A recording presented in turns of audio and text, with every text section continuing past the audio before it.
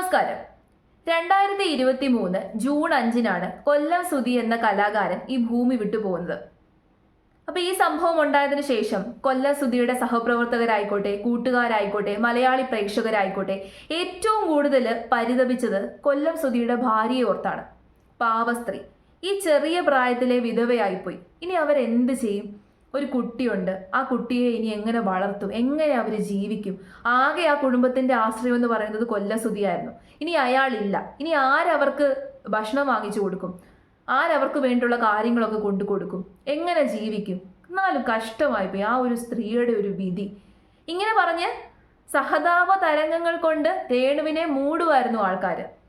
അന്ന് എല്ലാവരുടെയും കണ്ണിൽ നിന്ന് കണ്ണീരൊലിക്കുമായിരുന്നു രേണുവിന്റെ കാര്യം ആലോചിച്ചിട്ട്, ഇനി അവരെങ്ങനെ ജീവിക്കുമെന്ന് ആലോചിച്ചിട്ട്.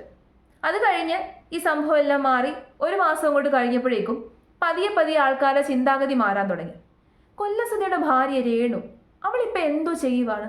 അവളുടെ വിഷമമൊക്കെ മാറിയോ? അവളിപ്പോൾ നന്നായിട്ടാണോ ജീവിക്കുന്നത്? ഇനി അവൾ രണ്ടാമത് കല്യാണം കഴിക്കാൻ വല്ല പ്ലാനും ഉണ്ടോ? എന്നാലും അതൊന്നും അറിയണമല്ലോ. ഈ രീതിയിലായി ആൾക്കാരുടെ ചിന്താഗതി. അങ്ങനെ ഇരിക്കെ പതുക്കെ പതുക്കെ രേണു പബ്ലിക്കിന്റെ മുമ്പിൽ വരാൻ തുടങ്ങി. മൂത്ത മകന്റെ കൈ പിടിച്ച് മാധ്യമങ്ങളോട് ചിരിച്ച് സന്തോഷിച്ച് നടക്കുന്ന രേണുവിനെ കാണാൻ സാധിച്ചു. അവര് നന്നായിട്ട് ഒരുങ്ങിയിരിക്കുന്നു. വസ്ത്രങ്ങളൊക്കെ നല്ല വസ്ത്രങ്ങൾ ധരിച്ചേക്കുന്നു, കണ്ണെഴുതിയേക്കുന്നു, പൊട്ടുകുത്തിയേക്കുന്നു, മുടിയൊക്കെ നന്നായിട്ട് ചീവി കെട്ടിയിട്ടുണ്ട്. അതുകൂടാതെ തന്നെ ലിപ്സ്റ്റിക് ഇട്ടേക്കുന്നു. ഇത് കണ്ടതോട് കൂടിയിട്ട് ആൾക്കാരുടെ മനസ്സിലുണ്ടായിരുന്ന സഹതാപം അങ്ങ് മാറി. നോക്ക്, അവൻ അങ്ങോട്ട് പോകാൻ നോക്കി ഇരിക്കുമായിരുന്നു. നാണമില്ലാത്തവള്, കഷ്ടം. അവൻ പോയിട്ട് കുറച്ച് നാളുകളെ ആയുള്ളൂ. അപ്പോഴത്തേന് അവൾ അഴിഞ്ഞാടാൻ തുടങ്ങി, മാധ്യമങ്ങളുടെ മുമ്പിൽ വരാൻ തുടങ്ങി, ഒരുങ്ങിക്കെട്ടി നടക്കുകയാണ്. ഭർത്താവില്ലാത്ത സ്ത്രീ ഇങ്ങനെ ഒരുങ്ങിക്കെട്ടിയൊക്കെ നടക്കാമോ? ലിപ്സ്റ്റിക് ഇട്ടേക്കുന്നു, കണ്ണെഴുതിയേക്കുന്നു, പൊട്ടു തൊട്ടേക്കുന്നു. അവക്കൊരു കുഴപ്പമില്ല, അവളുടെ വിഷമം എല്ലാം മാറി, അവള് ഹാപ്പിയാണ്. ഇനി അടുത്തൊരുത്തനെ നോക്കിയിരിക്കുകയാണ്. ഈ രീതിയിലായി ആൾക്കാരുടെ പറച്ചില്. പിന്നെ അവിടെ തൊട്ട് കൊല്ലം സുധിയുടെ ഭാര്യയ്ക്ക് ഏറെ നിന്ന് താഴോട്ടിറങ്ങാൻ സമയം കിട്ടിയിട്ടില്ല. അവർ തുമ്മുന്നുണ്ടോ, അവരെവിടെ പോകുന്നു, എന്ത് ചെയ്യുന്നു എന്ന് പറഞ്ഞിട്ട് അവരുടെ പുറകെയാണ് ആൾക്കാരുടെ കണ്ണ്. എല്ലാ മലയാളികളും ആണെന്ന് ഞാൻ പറയത്തില്ല, പക്ഷേ ചില മലയാളികൾ ഇങ്ങനെയാണ്. ഈ രീതിയിലാണ് ചില മലയാളികളുടെ സ്വഭാവം. അപ്പം അങ്ങനെ ഇരിക്കുകയാണ് 2 ദിവസം മുമ്പ് കൊല്ലസുധിയുടെ ഇൻസ്റ്റഗ്രാമിൽ ഒരു പോസ്റ്റ് വന്നു, ഒരു റീലാണ്. ആ റീലില് നമ്മുടെ ചാന്തുപൊട്ടെന്ന് പറയുന്ന സിനിമയിലെ സോങ്, ചാന്ത് കുടഞ്ഞൊരു സൂര്യൻ എന്ന് പറയുന്ന ആ സോങ്ങിന്റെ ഒരു ആൽബം പോലെ, ഒരു റീല് പോലെ ചെയ്തേക്കാണ്.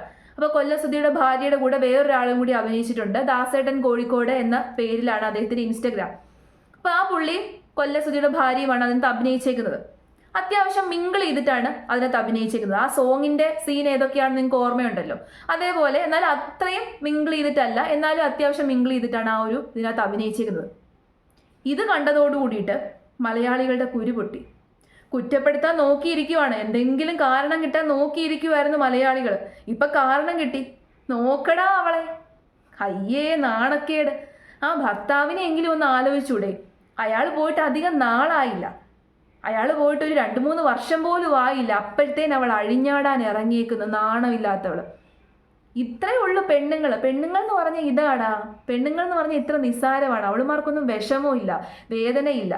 ഓ, എന്തൊക്കെയായിരുന്നു പറഞ്ഞത്? സുധിച്ചേട്ടൻ്റെ ഓർമ്മയിൽ ഞാൻ ജീവിക്കും, ഇങ്ങനെയല്ലേ ജീവിക്കുന്നത്? ഇങ്ങനെ പറഞ്ഞ് മോശപ്പെട്ട കമൻറ്റുകളാണ് ആ റീലിൻ്റെ അടിയിൽ. ഇതിനെക്കാട്ട് മോശപ്പെട്ട ഭാഷയിൽ, വൃത്തികെട്ട ഭാഷയിലാണ് അതിനകത്ത് കമൻറ്റ് വന്നേക്കുന്നത്. പക്ഷെ അതൊന്നും പറയാൻ ഞാൻ ആഗ്രഹിക്കുന്നില്ല. നിങ്ങൾക്ക് കാണണമെന്നുണ്ടെങ്കിൽ ഇൻസ്റ്റാഗ്രാം കയറി സെർച്ച് ചെയ്ത് നോക്കിയാൽ മതി, കാണാൻ സാധിക്കും.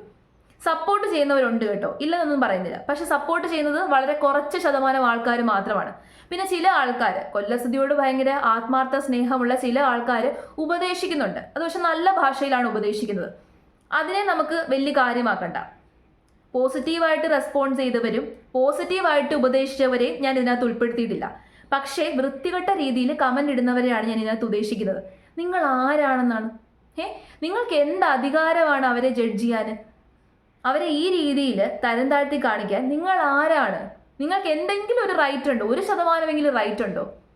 ഞാൻ ആലോചിക്കുന്നത്, ഇവർക്കൊക്കെ കൊല്ലം സുധിയോട് അങ്ങ് സ്നേഹം അങ്ങ് തുളുമ്പി കിടക്കുകയാണ്, ആത്മാർത്ഥ സ്നേഹം അങ്ങ് തുളുമ്പി കിടക്കുകയാണ്.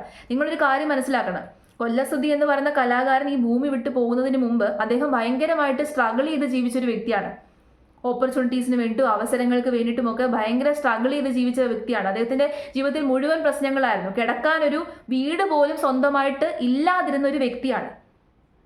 അന്ന് സ്നേഹിക്കാത്ത ആൾക്കാർ ഇന്ന് സ്നേഹിക്കുകയാണ്. അന്ന് തിരിഞ്ഞു പോലും നോക്കാതിരുന്ന ആൾക്കാർക്ക് ഇന്ന് കൊല്ലം സുധിയുടെ കാര്യത്തിൽ എന്തോരം ആത്മാർത്ഥതയാണ്. നിങ്ങൾക്കൊക്കെ നാണമുണ്ടോ? അവളുടെ അഭിമാനം അളക്കാൻ വേണ്ടി നടക്കുന്ന രേണു എന്ന് പറയുന്ന ആ വ്യക്തിയുടെ അഭിമാനം അളക്കാൻ വേണ്ടി നടക്കുന്ന നിങ്ങളോട് എനിക്ക് ചോദിക്കാനുള്ളത്, നിങ്ങൾക്കൊക്കെ അഭിമാനമുണ്ടോ? നാണമുണ്ടോ? സ്വന്തം കാര്യം നോക്കി ജീവിച്ചൂടെ? ആ സ്ത്രീ എങ്ങനെ ജീവിക്കണമെന്നാണ് നിങ്ങൾ വിചാരിച്ചേക്കുന്നത്? വെള്ളയിട്ട് വെള്ള സാരിയൊക്കെ ഉടുത്ത് മുറിയുടെ ഏതെങ്കിലും മൂലയ്ക്ക് പോയിരുന്ന് നാമം ജപിച്ചിരിക്കണം? കഴിഞ്ഞ ദിവസം ഒരു ഉസ്താദ് പറഞ്ഞേക്കുന്നത് പോലെ ഭർത്താവില്ലാത്ത സ്ത്രീകൾ മുറിയുടെ ഏതെങ്കിലും മൂലയ്ക്ക് പോയിരുന്ന് പ്രാർത്ഥിച്ചുകൊണ്ടിരിക്കണമെന്ന് പറഞ്ഞേക്കുന്നത് പോലെ അവർ അതുപോലെ ഇരിക്കണോ? അതാണോ നിങ്ങൾ ആഗ്രഹിച്ചത്? അതെ, അതാണ് ആഗ്രഹിക്കുന്നത്. സ്ത്രീയല്ലേ, ഭർത്താവ് പോയില്ലേ? പക്ഷെ ഭർത്താവിനാവാം കേട്ടോ. ഭാര്യ പോയി കഴിഞ്ഞാൽ ഭർത്താവിന് ഉടനെ തന്നെ വേറൊരു കല്യാണം കഴിക്കാം, വേറൊരു ജീവിതത്തിലേക്ക് കടക്കാം. കാരണം ഭർത്താക്കന്മാർക്ക് ഒറ്റയ്ക്ക് ജീവിക്കാൻ പറ്റത്തില്ലല്ലോ. ഭാര്യമാർക്കാണ് പ്രശ്നം. ഭാര്യമാർക്കൊന്നും ചെയ്തുകൂടാ. ഭാര്യമാർ നല്ല വസ്ത്രം ഇട്ടുകൂടാ, നന്നായിട്ട് ഒരുങ്ങി ജീവിച്ചുകൂടാ, ഒരുങ്ങി നടന്നുകൂടാ, നല്ല ഭക്ഷണം പോലും കഴിക്കാൻ പാടില്ല. നല്ല ഭക്ഷണം പോലും കഴിക്കാൻ പാടില്ല. കാരണം ഭർത്താവിനെ കഴിക്കാൻ പറ്റുന്നില്ലല്ലോ. പിന്നെ എന്തിനു നീ കഴിച്ചു എന്ന് ചോദിക്കും. അത്രയും ഇടുങ്ങിയ ചിന്താഗതിയുള്ള ആൾക്കാരുടെ ഇടയിലാണ് നമ്മൾ ജീവിച്ചുകൊണ്ടിരിക്കുന്നത്. അവരുടെ അവസ്ഥ നിങ്ങളൊന്ന് ആലോചിച്ച് നോക്കിക്കേ. ആ സ്ത്രീയുടെ അവസ്ഥ നിങ്ങൾ ആലോചിച്ചിട്ടുണ്ടോ? അവർക്കിനിയും തുടർന്ന് ജീവിക്കണ്ടേ? അവർക്ക് ആ കുട്ടിയെ പഠിപ്പിക്കണ്ടേ? കുട്ടിയെ വളർത്തണ്ടേ? കൊല്ലസുധിയുടെ മൂത്ത മകൻ അവനിപ്പോൾ സ്വന്തം കാലിൽ നിൽക്കാൻ പ്രാപ്തിയായി. അവൻ ജീവിച്ചോളൂ. പക്ഷെ ആ കൊച്ചു ചെറുക്കൻ്റെ കാര്യം അതല്ല. അതിനെ വളർത്തണം, അതിനെ പഠിപ്പിക്കണം, അതിന് നല്ലൊരു ജീവിതം കൊടുക്കണം. സുധിയുടെ ഭാര്യ രേണു, അവർ ചെറിയ പ്രായമാണ്, അത്ര വലിയ പ്രായമൊന്നും അവർക്ക് ആയിട്ടില്ല. അവർക്കിനി ജീവിക്കണം മുന്നോട്ട്. ഒരുപാട് ജീവിതം ഇനി മുന്നോട്ട് കിടക്കുകയാണ്. അപ്പോൾ അവർ കിട്ടുന്ന ഓപ്പർച്യൂണിറ്റീസ് ഒക്കെ അവരെടുക്കും, അവർ ചൂസ് ചെയ്യും. അവർക്ക് ലൈം ലൈറ്റിൽ വരാനുള്ള ഒരു ഓപ്പർച്യൂണിറ്റിയാണ്, പബ്ലിക്കിന് മുമ്പിൽ അപ്പിയർ ആകാൻ കിട്ടിയ ഓപ്പർച്യൂണിറ്റിയാണ്. അത് എന്തുവാണെങ്കിലും അവർ ചൂസ് ചെയ്യും. അവർ ചൂസ് ചെയ്തോട്ടെ, അതിൽ ജീവിച്ചോട്ടെ. അവർക്ക് ഒരു നേരത്തെ ആഹാരം വാങ്ങിച്ചു കൊടുക്കാൻ നിന്നെ കൊണ്ടൊക്കെ സാധിക്കുന്നുണ്ടോ? ഈ കുറ്റപ്പെടുത്തുന്നവർക്ക് സാധിക്കുന്നുണ്ടോ? അങ്ങനെയാണെങ്കിൽ കൊല്ലസുധി പോയതിനു ശേഷം നിങ്ങളൊക്കെ എവിടെയായിരുന്നു? രേണുവിൻ്റെ അടുത്തോട്ടോ അവരുടെ വീട്ടിലേക്കോ അവരെന്ത് ചെയ്യുവാണ്? അവർ നന്നായിട്ട് ജീവിക്കുന്നുണ്ടോ? അവർ ഭക്ഷണം കഴിച്ചോ? എന്നെങ്കിലും നിങ്ങളൊക്കെ ആലോചിച്ചോ? നിങ്ങളൊക്കെ ചിന്തിച്ചിട്ടുണ്ടോ? പോയി അന്വേഷിച്ചിട്ടുണ്ടോ? ഇല്ല, പോയി അന്വേഷിച്ചിട്ടില്ല. അവരുടെ സങ്കടം മാറിയോ? അവർ നന്നായിട്ടാണോ ഇപ്പം ജീവിക്കുന്നത്? അവർക്ക് ആ കുട്ടിക്ക് നല്ല വിദ്യാഭ്യാസം കൊടുക്കാൻ പറ്റുന്നുണ്ടോ? ആ കുട്ടി നല്ല വസ്ത്രം ഇടുന്നുണ്ടോ? അവർ നന്നായിട്ട് ഫുഡ് കഴിക്കുന്നുണ്ടോ? ഇതൊന്നും നിങ്ങൾ ആലോചിച്ചില്ലല്ലോ. ഒന്നും ചെയ്യാൻ നിങ്ങൾക്ക് പറ്റത്തില്ല. വെറുതെ ഇങ്ങനെ കടന്ന് വിളിച്ചു കൂവാനേ നിന്നെ കൊണ്ടൊക്കെ പറ്റത്തുള്ളൂ. അപ്പം മിണ്ടാതിരിക്കുക. മറ്റൊരാളെ ജഡ്ജ് ചെയ്യാൻ വേണ്ടിയിട്ട് നീയൊക്കെ ആരാണ്? അവർ ജീവിച്ചോട്ടെ, അവർ ഇനിയും അഭിനയിക്കും, അഭിനയിച്ചോട്ടെ. അവർ അഭിനയം കൊള്ളാമോ? അവർ നന്നായിട്ടാണോ ചെയ്തത്, നന്നായിട്ടല്ലേ ചെയ്തത്? ഇതൊക്കെ നമുക്ക് പറയാം. ഒരു പ്രേക്ഷകർ എന്നുള്ള രീതിയിൽ അവർ നന്നായിട്ട് അഭിനയിച്ചിട്ടുണ്ടോ, അല്ലെങ്കിൽ അഭിനയം കൊള്ളത്തില്ലയോ, കൊള്ളാമോ, ഇങ്ങനെയുള്ള കാര്യങ്ങളൊക്കെ വിലയിരുത്താൻ നമുക്ക് സംസാരിക്കാം. പക്ഷേ അവരത് ചെയ്യാൻ പാടില്ല എന്ന് പറയാനോ ഉപദേശിക്കാൻ പോലും നമുക്ക് അവകാശമില്ല. നമ്മുടെ കാര്യത്തിൽ നമ്മുടെ ജീവിതത്തിൽ നമുക്ക് തീരുമാനമെടുക്കാം. പക്ഷെ മറ്റൊരാളുടെ ജീവിതത്തിൽ പോയി തീരുമാനമെടുക്കാൻ നമ്മൾ ആരാണ്? ഉപദേശം അങ്ങ് കൊടുത്തേക്കുവാണ്. എന്നാലും മോളെ നീ ഇങ്ങനൊന്നും ചെയ്യാൻ പാടില്ല, നാണക്കേട്. ഭർത്താവിനെ ചിന്തിച്ചൂടെ? ഇനി എന്തിനു ഭർത്താവിനെ ചിന്തിക്കണം? പുള്ളി